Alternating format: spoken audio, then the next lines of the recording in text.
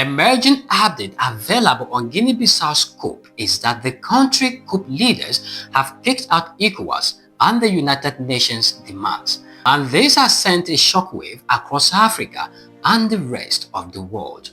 Welcome to First Africa Voice. Today we take you to Guinea-Bissau, a country hit hard by a coup in recent time in West Africa, and to discover the shocking revelation that everyone should be concerned about. What the junta regime says is its next move after ECOWAS and the UN intervention.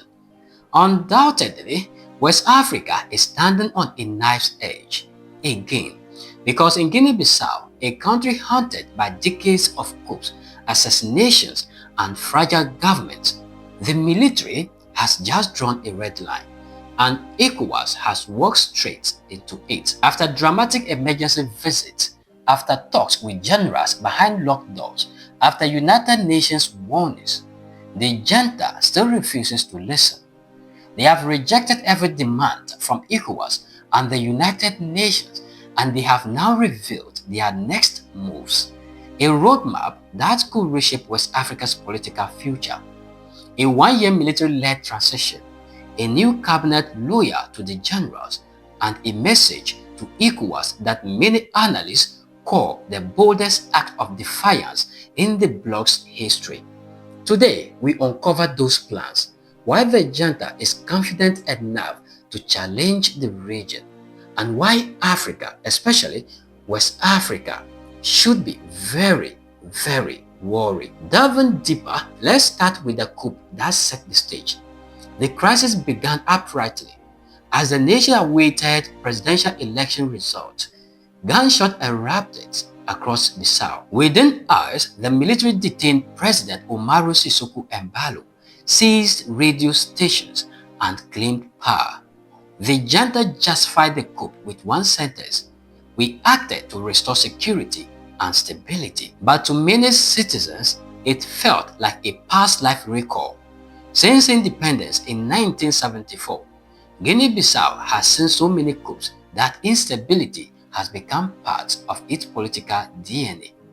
ECOWAS wasted no time, issued a warning, followed by suspension, and finally visited Guinea-Bissau for mediation. A high-level delegation led by Sierra Leone's President Julius Maada Bio landed in Bissau with a clear message: restore constitutional order immediately.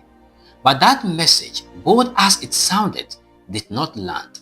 Inside the meeting rooms, the junta held its ground. They dismissed calls for reinstating Embalo. They rejected demands for an immediate election. They insisted that the situation was under control. And then came the shocker. The military announced a one-year transition, non-negotiable. That meant Guinea-Bissau would operate under military influence until at least late 2026. ECOWAS, for the first time in years, left empty-handed. The United Nations made its own attempt. Secretary General Antonio Guterres condemned the coup and demanded the release of political detainees. He warned that Guinea-Bissau must respect the people's vote. But the generals were unmoved. For them, this was not a crisis, it was a necessary correction. Their spokesperson, Foreign Minister João Bernardo Vieira, made it clear. The solution is a continued collaboration with ECOWAS.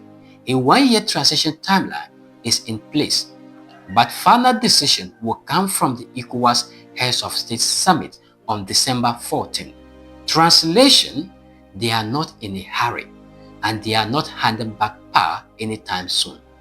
After hours of negotiation, handshakes, and official statement, the reality was clear. No agreement, no concessions, no commitment to restore President Embalo Sissoco. The delegation departed Guinea-Bissau with a promise to continue talks later this month. But many observers saw what happened for what it truly was: a diplomatic defeat, a sign that ECOWAS, once feared for its zero-tolerance stance on coups, is now struggling to enforce order in a region where military takeovers are becoming the norm. The junta's next moves revealed through political insider statements and early policy signals the junta's next steps are becoming clear, and they should concern the entire continent. Next, move 1. A one-year transition set in stone. The generals argue this timeline gives them stability restoration, reorganization of state institutions, cleaning of political corruption. But critics say this is simply a strategy to cement military power. Next, move 2. A cabinet loyal to the junta. Within this, they installed a new government.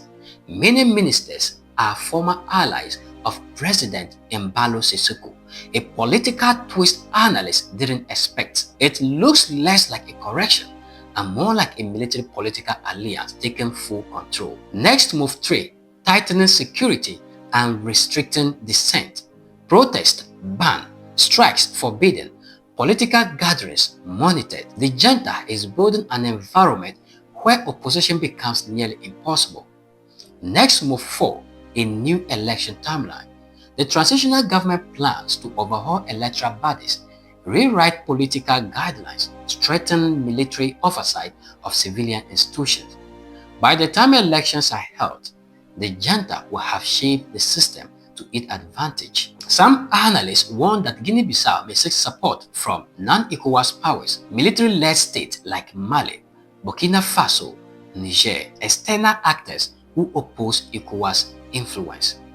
If this happens, West Africa could face a new geopolitical bloc, deeper fragmentation, deeper instability. Why Africa should be worried? Guinea-Bissau is not just another coup. It is a test for ECOWAS, for African governance, and for regional stability. Why? Because if Guinea-Bissau successfully defies ECOWAS, other unstable states may follow. Coup leaders elsewhere may feel emboldened. Regional cooperation may weaken, and West Africa, already hit by coups in Mali, Burkina Faso, and Niger, could enter a new era of fragmentation.